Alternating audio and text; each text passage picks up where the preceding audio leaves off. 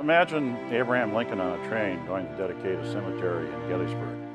He wrote down 2 copies of his Gettysburg Address. He handed one to each of his personal secretaries. Today, those 2 copies are still owned by the U.S. government. Would we now know that as the greatest speech in American history if it wasn't saved?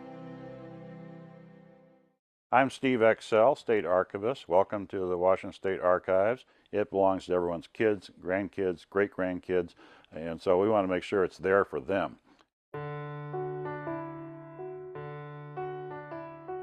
Every year at the State Archives, we take in between 2,000 to 3,000 boxes of historical records because the state legislature, the governor, the Supreme Court, state government is making history every day.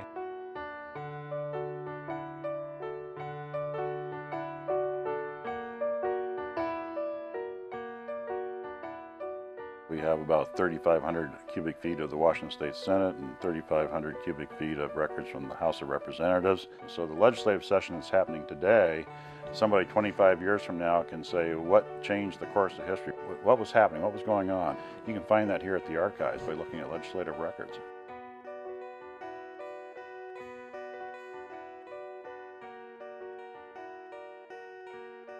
However, all the records here aren't just about leaders. Typically here at the archives, there's only one record. Your great-grandmother only had one birth certificate. Your great-grandfather only had one muster roll when they turned out for the Indian Wars. There was one state Supreme Court decision on that case. So every record here is unique. It exists no place else in the world.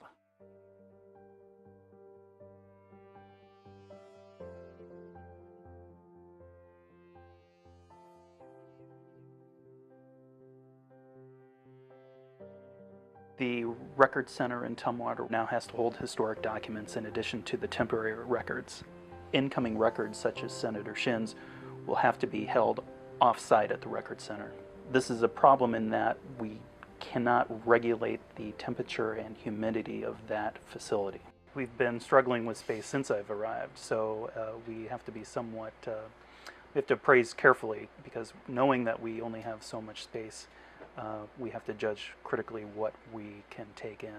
We store active business records at the Record Center, and when they're no longer useful for business reasons, but they are important to state history, we take them into the state archives immediately. And that makes sure Washington State history is preserved for future generations. When the Record Center is full and records are sitting in the hallways of state agencies all across the state, they don't necessarily come to the state archives.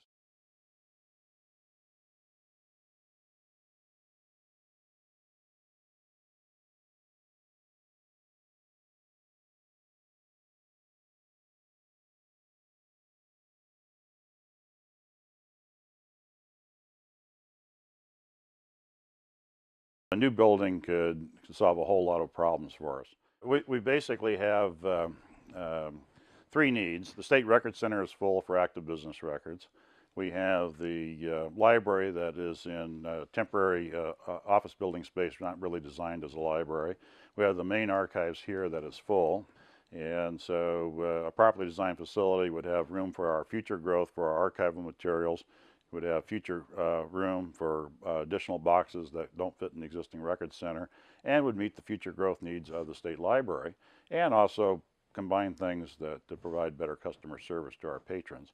In terms of collection, the archives focuses on preserving the record of government, and we focus on preserving the publications of government. Nevertheless, we find that their customers are also our customers. Many of those materials still rest with us and with the State Law Library. This is the rare vault of the State Library. This is where we maintain the territorial and a portion of the rare collection. The goal of the collection was to have a reference library for the future lawmakers and policymakers of the territory and ideally even into statehood. This is a first edition of the Lewis and Clark, 2 volumes. One of the great journals of Western exploration. We probably wouldn't be all sitting here today if it wasn't for this particular exploration.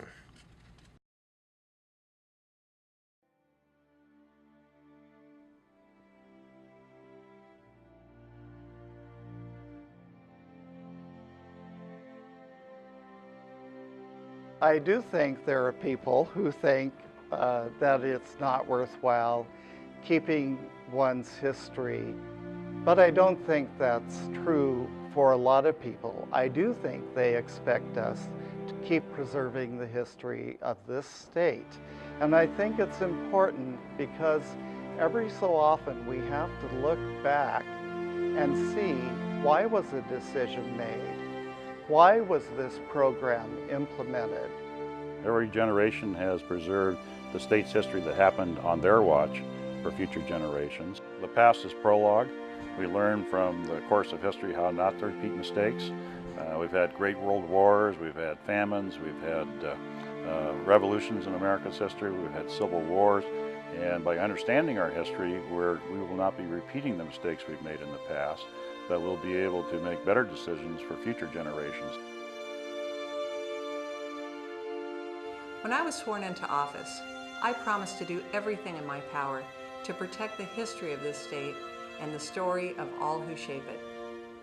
As you can see, we are rapidly running out of space and urgently need combined state facilities for the State Library and State Archive system.